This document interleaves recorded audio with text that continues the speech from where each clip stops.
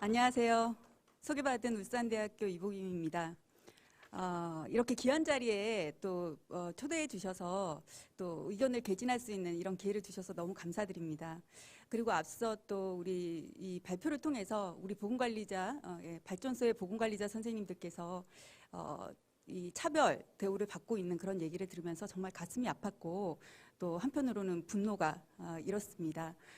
오늘 제가 이 제도 개선 방안을 얘기하면서 우리 선생님들의 이런 처우를 개선하거나 차별을 철폐할 수 있는 그런 이제 개선 방안을 준비를 하지는 못했고요. 다만 제가 오늘 준비한 거는 우리 법이 어떻게 바뀌어야지 좀 더 보건관리가 희망하는, 그러니까 목표로 하는 근로자들의 건강을 확보할 수 있을까? 이런 점에서 제도의 개선점에 대해서 말씀을 드리겠습니다.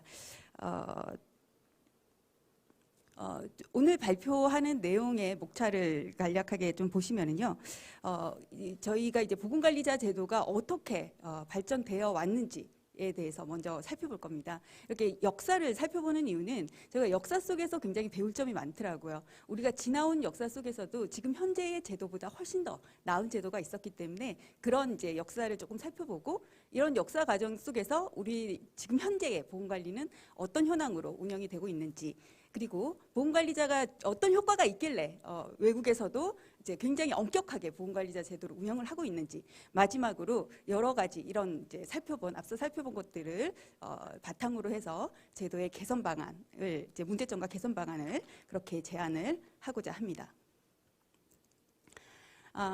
역사 부분입니다. 우리 보건관리자 제도가 최초로 언급된 건 근로기준법이었어요. 근로기준법이 1953년도에 제정이 될 때 7개의 총장 중에서 하나의 장, 6장에서 안전보건을 다뤘고요. 이 안전보건 안에는 10개의 조로 구성이 되어 있었는데 그중 하나의 조가 보건관리자를 규정을 한 거였습니다. 당시 보건관리자는 의사만이 될 수가 있었고 이 보건관리자를 보좌하도록 하는 업무를 보건관리요원이 하도록 했는데요. 이 보건관리요원 안에 보건관계기술사 또는 교육을 받은 의료업자 해서 당시에 이제 용어로는 간호원이 이제 이 보건관리 요원으로 활동할 수 있었습니다. 당시에 이제 어떤 이제 근로자의 규모에 따라 보건관리 요원과 보건관리자 수를 달리하고 있었는데 상시 근로자가 200인 이상이면 보건관리 요원이 2명 이상이어야 된다. 200인을 기준으로 2명. 그리고 500인을 기준으로 3명. 이렇게 이제 규모에 따라서 이제 보건관리 요원의 수가 증가하는 걸 알 수가 있고요. 또 보건관리자 수도 200인 이상이면 1명 이상을 둬야 된다. 200인 이하 일부에 대해서도 1명 이상을 둬라, 이런 기준이 있었답니다. 그런데 아마 다들 아시겠지만 당시에 먹고 사는 게 급한 때라 이런 기준들이 잘 지켜지거나 그러지는 못했을 거라고 생각이 됩니다. 이후에 그 산업안전, 우리나라의 산업이 많이 발전을 하면서 이제 근로시간도 길어지고 산업도 발전하면서 안전하게 일하고 건강하게 일해야 된다라는 그런 요구를 조금 반영을 해서 근로기준법의 하나의 장에 있던 것들을 1981년도에 산업안전보건법으로 완전히 독립법으로 나오게 되죠. 그때 보건관리자 규정도 다음과 같이 조금 바뀌게 되는데요. 50인 이상인 사업장, 그리고 50인 미만인 일부 업종에 대해서는 보건관리자를 선임해라. 그런데 이때 보건관리자도 여전히 의사인 사람이고, 의사인 자격자이고, 이를 보조하기 위해서 보건관리 요원을 두는데요. 이때 인상적이었던 게 보건관리 요원은 산업위생 담당자와 건강관리 담당자, 이렇게 두 가지 자격으로 구분을 하게 됩니다. 그래서 이제 업종과 규모에 따라서 보건 담당자를 어떻게 두는지에 대해서 다음과 같이 표로 정리를 하고 있는데요. 광업이나 화학, 석유, 석탄 뭐 이렇게 보이는 건 아마 굉장히 유해한 제조업들 몇 가지에 대해서는 500인 이상인 경우에는 건강관리 담당자와 산업위생 담당자를 각각 1인씩 다 둬야 된다. 이렇게 규정을 하고 있고, 그리고 이제 그거보다는 조금 덜 유해한 제조업 같은 경우에는 1000인을 기준으로 건강과 위생을 각각 1명씩 둬야 된다. 그리고 기타의 사업은 2000인을 기준으로 각각 1명씩 둬야 된다라고 하고 있습니다. 언뜻 봐서는 지금보다 훨씬 더 선진적인 법으로 보입니다. 그렇지만 이때 이게 아주 실효성 있게 적용이 됐을 거라고 생각은 안 됩니다.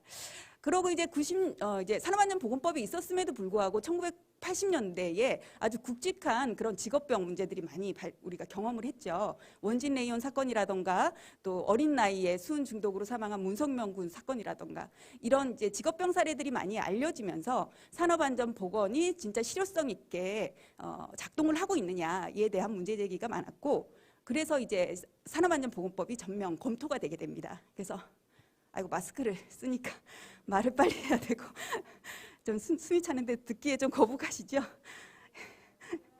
네, 감사합니다. 그래서 1991년도에 산업안전법이 전면 개정이 되게 되는데요. 이때 보건관리자 제도가 많이 조금 바뀌게 됩니다. 이때 바뀐 것이 보건관리자 자격이 기존에는 의사만 하던 것들을 의사 플러스 간호사, 위생, 환경기사까지 완전히 다 확대가 되게 되고요. 또 기존에 이제 의사만이 되던 보건관리자 제도는 산업보건의 제도로 바뀌게 됩니다. 그리고 보건관리자는 반드시 전담해야 된다. 이렇게 규정이 생겼는데 여기에 단서 조항이 하나 생기게 되죠. 300인 미만 중규모 사업장은 아무래도 이제 인력을 구하는 어려움도 있고 그다음에 경제적인 어려움이 있어서 그를 고려해서 보건관리에 지장을 주지 않는 범위 내에서는 겸임을 허용한다라는 단서 조항이 생겼고, 또 이때 300인 미만일 때는 위탁도 해도 된다. 이런 조항이 생겼습니다. 그리고 직무에 대해서도 이제 대대적인 개정이 이루어졌는데 이때 좀 특성은 자격별로 직무 규정을 좀 따로 두었다라는 게 특성입니다. 그러다 보니까 좀 슬라이드가 좀 빨리 넘어갔는데요. 그러다 보니까 1인 사업장은 포괄적인 산업안전보건관리가 어려운 그런 상황이 되었습니다. 저희가 앞 슬라이드 좀 넘겨주시겠습니까? 그렇게 이제 산업안전보건법이 전면 개정이 1991년도에 되다가 1996년도에 저희가 이제 IMF 외환위기를 경험을 하죠. 정부는 그 외환위기를 빨리 극복하기 위해서 기업의 규제가 되는 그런 법들은 다 완화를 시켜주는 그런 차원의 이제 조치를 하게 됩니다. 그래서 기업활동 규제 완화에 관한 특별조치법이 이때 개정이 되게 되는데 주요하게 개정된 보건관리와 관련되게 개정된 사항이 이 두 가지입니다. 먼저 이제 300인 미만만 위탁할 수 있게 해놨던 거를 규모와 관련 없이 모든 규모에서 위탁을 가능하게 풀어버렸고요. 또 이제 100인 이상이거나 1000인 이상이거나 2000인 이상이면 보건관리자를 2명 이상 채용해야 된다. 이런 규정이 있었는데 그와 완전히 무관하게 1명만 채용해도 된다라는 게 이렇게 주요하게 특별조치법 때문에 개정이 된 사항입니다. 다행히 그 규모와 무관하게 보건관리 업무를 위탁하게 하는 거는 최근에 기특법이 개정이 되면서 이 조항이 아예 삭제가 됐죠. 그래서 300인 이상 사업장은 위탁이 불가하고 직접 고용을 해야 된다. 그래서 올해 10월 21일부터 이게 시행이 되게 되었습니다. 근데 저희가 남은 과제가 그 두 번째 보건관리자를 1명만 채용하게 하면 된다는 그런 개정된 게 있는데 다행히 이수진 국회의원님께서 이걸 다음 주 중으로 이 개정안을 내신다고 하셔서 저는 너무나 반가웠습니다. 이걸 준비하면서 참 속이 상했었는데요. 감사합니다. 이후에 2000년도에 다양한 이제 변화들이 있었는데요.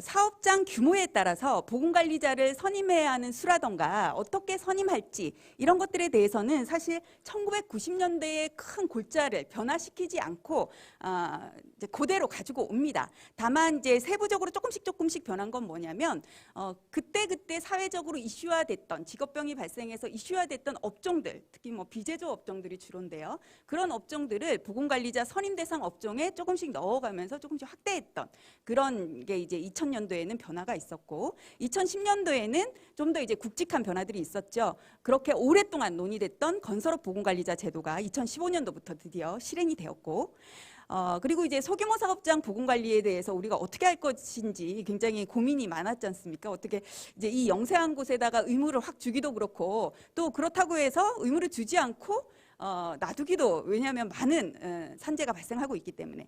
그래서 그런 고민 끝에 저희가 20인 이상 50인 미만인 일부 업종에 대해서 안전보건관리 담당자 제도를 구축하는 게 2018년 9월부터 적용 중인 제도입니다.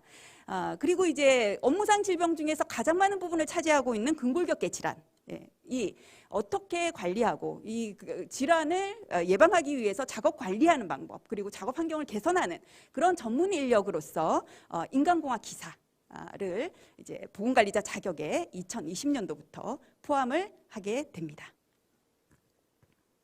자, 이렇게 역사를 좀 간단히 살펴봤습니다. 이런 역사의 발전 과정 속에서 현재 산업장의 보건관리는 어떻게 구축되고 운영이 되고 있는가를 봤을 때 규모별로, 업종별로 다르게 운영이 되고 있습니다.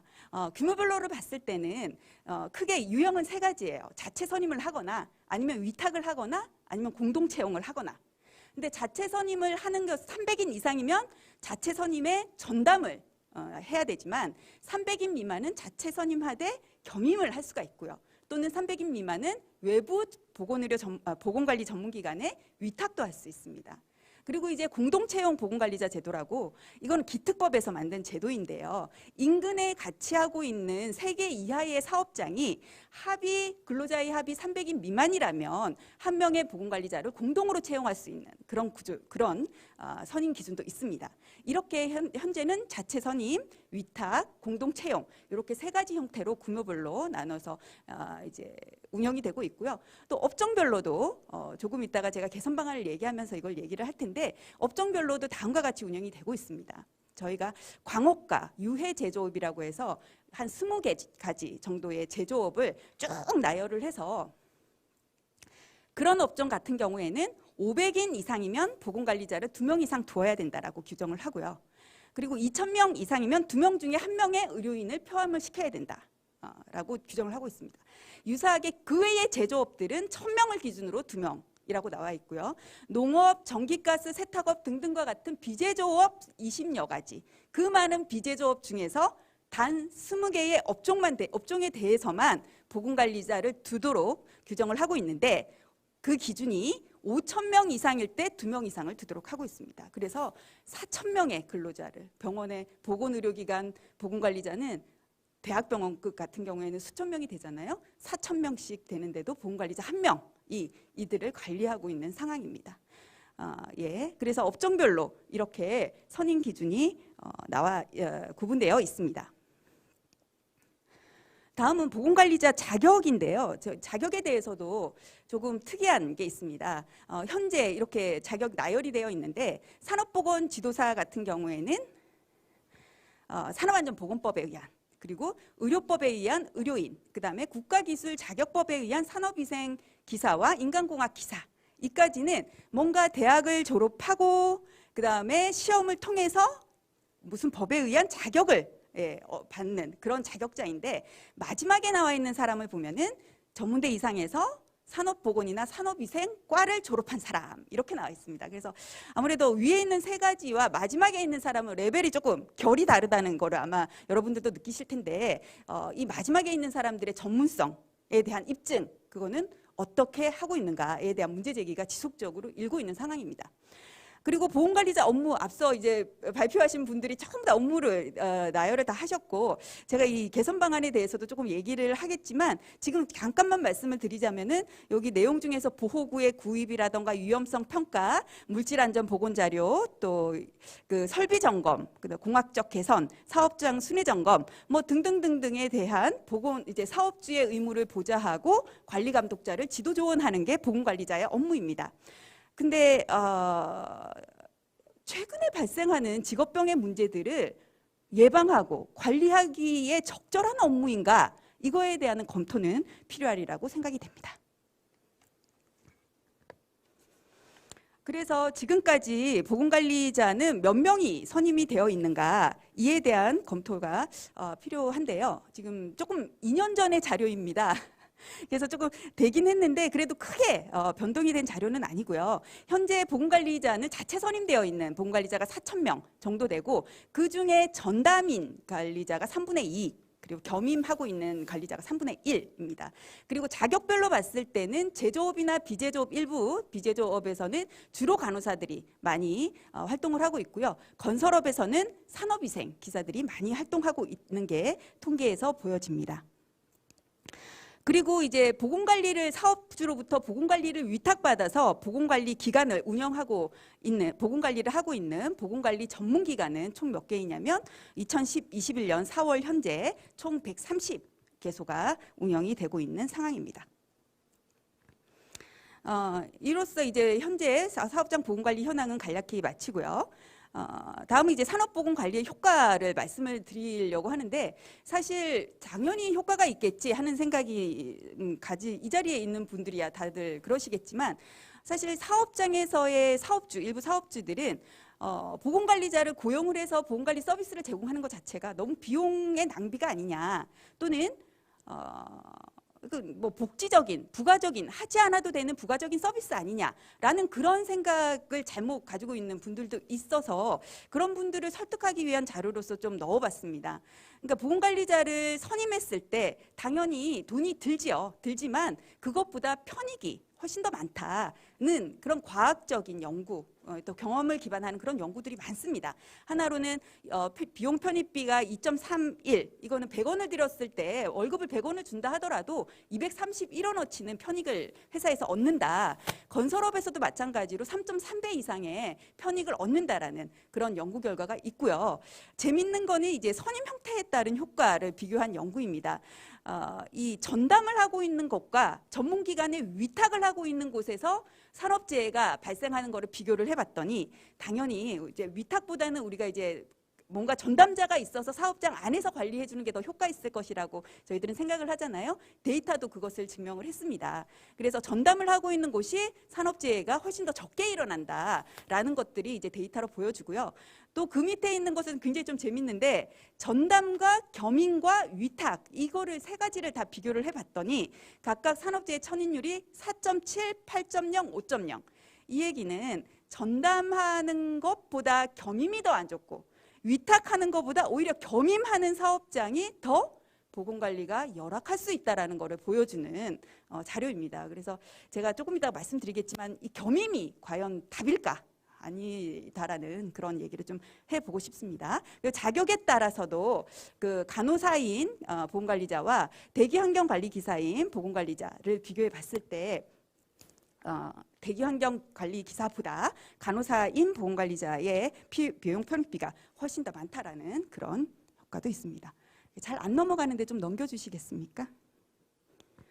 자, 이렇게 사업장 보건관리의 효과가 경제적으로도 효과가 있고 다양하게 그리고 또 우리 노동자들의 기본권인 건강과 안전을 보장받을 기본권을 보장하기 위한 제도이기도 하고요. 그래서 외국에서도 굉장히 엄격하게 보건관리자 제도를 운영을 하고 있습니다.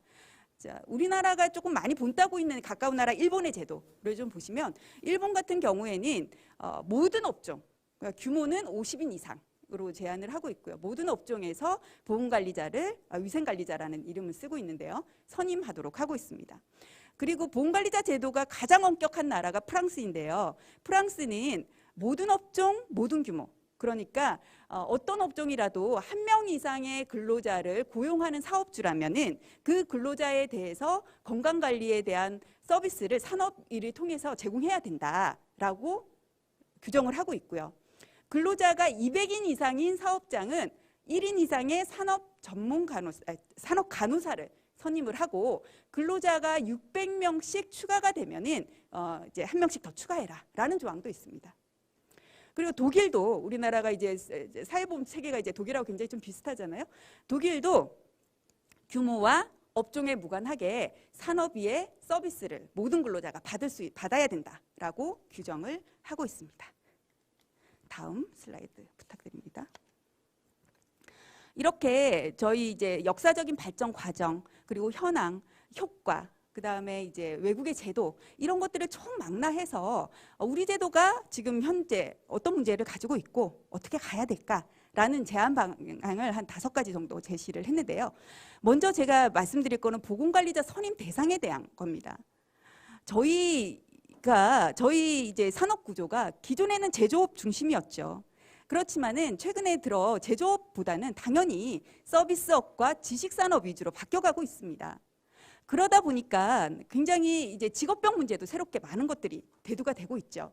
예전에는 많이 다치고 중독되고 그런 문제가 있었다면 지금은 최근에 과로와 과로 자살, 다들 아시겠지만, 그리고 서비스업 중에서 피할 수 없는 노동인 감정노동, 그리고 그 과정에서 발생하는 고객으로부터의 폭언, 폭력, 성희롱, 그리고 직업성 암, 다 막을 수 없는 직업성 암, 그리고 최근 이제 코로나19로 인해 가지고 스마트 워크가 굉장히 피부 가까이 와 있잖아요. 그로 인해서 다양하게 발생하는 신종 직업병, 이런 이제 다양한 새롭게 대두되고 있는 그런 직업병 문제가 발생을 하고 있습니다. 그리고 한편으로는 법 체계 안으로 들어와 있는 근로자와 그리고 법 체계 밖에 소외되고 법으로부터 보호받지 못하고 있는 근로자 간의 건강 양극화도 굉장히 심각화되고 있죠. 우리 김용균 사건에도 마찬가지였고요. 비정규직과 정규직 간의 건강 문제, 그리고 비제조업과 제조업 사이의 근로자들의 건강 문제, 그리고 이제 메인이 아닌 여성, 외국인, 장년 근로자들의 건강 문제, 이런 것들이 양극화되고 있고, 데이터에서도 보여주듯이 우리 소규모 사업장은 법 테두리 밖이라고 보여지는데, 산업안전보건법에서 이제 철저하게 보호되고 있는 그런 이제 규모는 아닌데, 소규모 사업장에서의 천인율이 대규모 사업장 천인율의 3배 이상에 달한다라는 그런 연구 결과도 있습니다.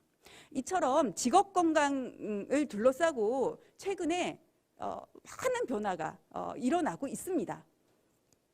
산업재해 발생률만 한번 살펴볼까요? 지금 보이시는 그래프를 보시면은 지금 아래쪽으로 이렇게 지금 쭉 내려가고 있는 그래프는 뭐냐면 전체 산업재해 중에서 제조업에서 발생하는 산업재해입니다. 제조업의 산업재해는 끊임없이 감소하고 있습니다. 차지하는 비율이에요. 그리고 증가하는 거는 기타의 사업입니다. 전체 산업재해 중에서 기타의 사업에서 차지하는 그런 비율들은 점점 증가하고 있다는 거죠. 자, 여기에서 기타의 사업은 우리가 비제조업이라고 보시면 됩니다. 이게 이제 기존의 제조업 중심적인 산업안전보건법에서 어떤 법으로 바뀌어 나가야 된다라는 것들을 이제 보여주는 그런 데이터인 거고요. 그리고 전체 산업재해에서 또 소규모 사업장, 근로자가 소규모 사업장에서 차지하는 또 그런 산업재해도 반 정도가 차지하고 있다는 것입니다. 이거 요약해서 얘기하자면 보건관리자 선임 의무가 없는 50인 미만의 소규모 사업장과 다수 비제조업에서 재해는 많이 발생하고 있다라고 요약을 해볼 수 있을 것 같습니다. 다음 슬라이드 좀 보여주시죠. 그래서 이런 이제 현황, 이런 변화와 지금 현황을 근거로 해서 보건관리자 제도 개선 방안을 다음과 같이 제안을 하는데요. 먼저는 지금 업종보다는 좀 더 개선돼야 되겠다. 비제조업 업종을 좀 더 확대해야 된다. 그런데 한 번에 이렇게 확대를 해서는 이제 경제적으로도 부담이 되고요.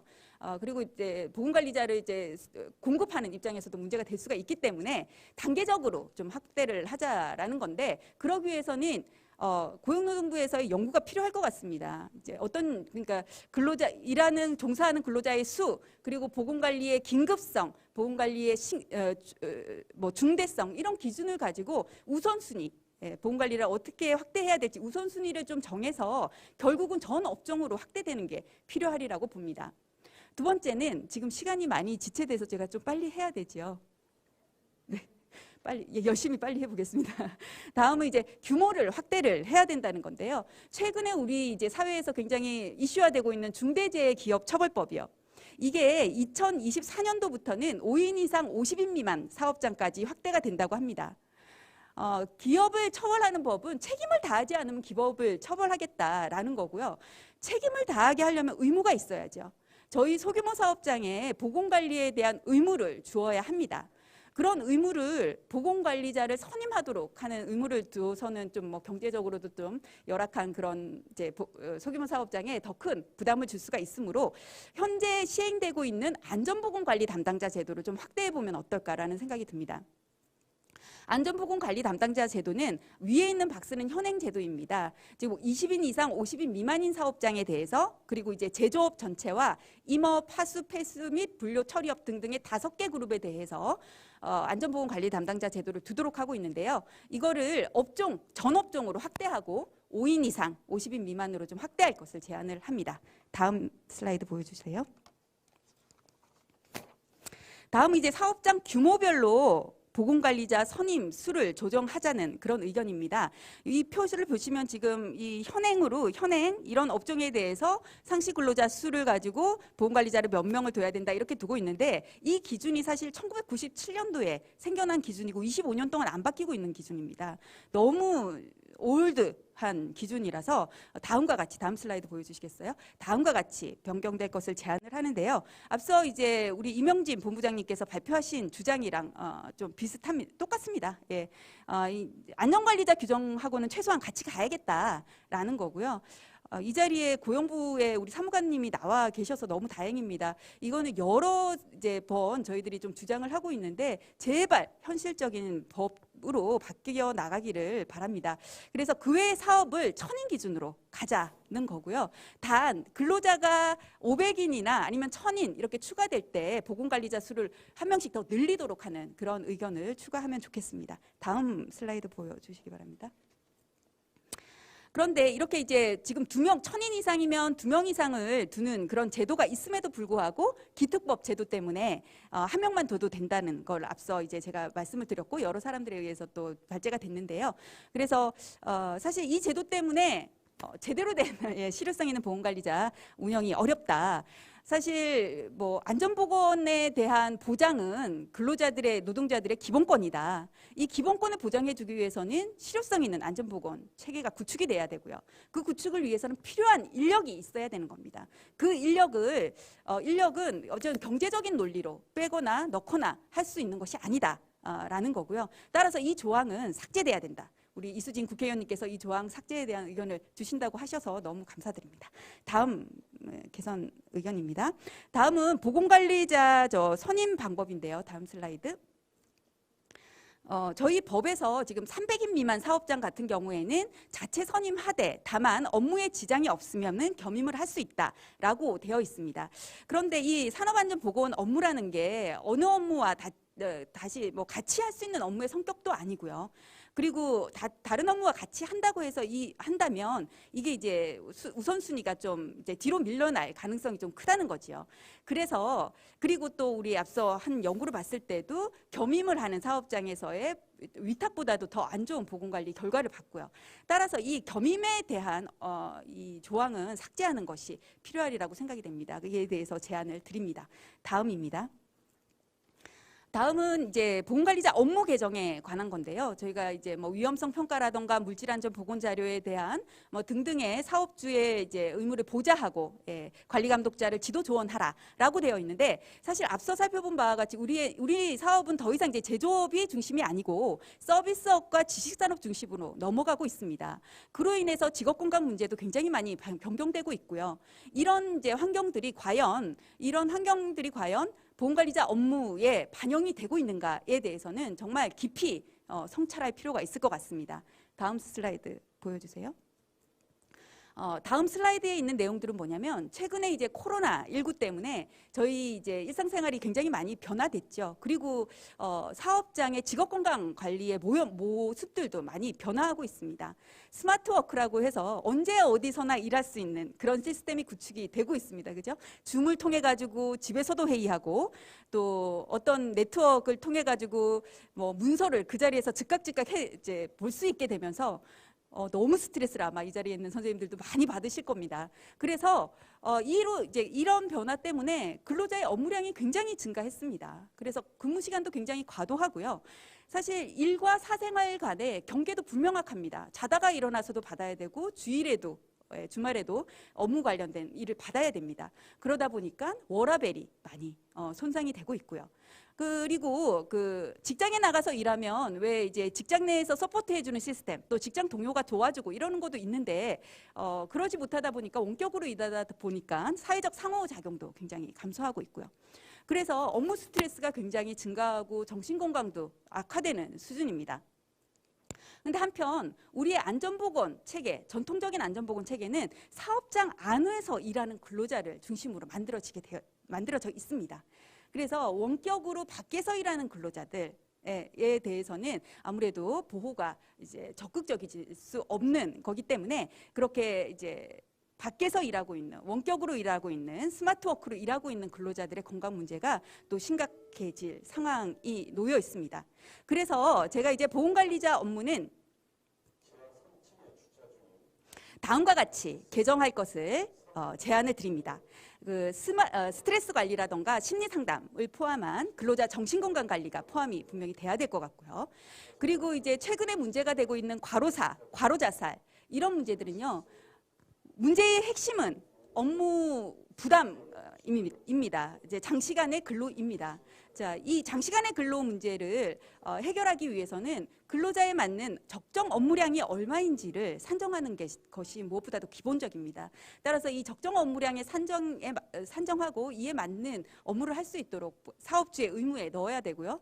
보건관리자도 이 업무를 보좌할 수 있도록 업무에 넣어야 합니다. 그리고 이제 위험성 평가에 관한 것도 기존에는 물리적, 화학적 요인에 대한 위험성 평가만 얘기하고 있는데 조금 더 넓게 사회심리적 요인까지, 이건 유럽에서도 그렇게 하고 있기 때문에 우리도 좀 적극적으로 벤치마킹해서 이런 것들을 좀 받아들여야 되지 않겠냐라고 생각이 되고요.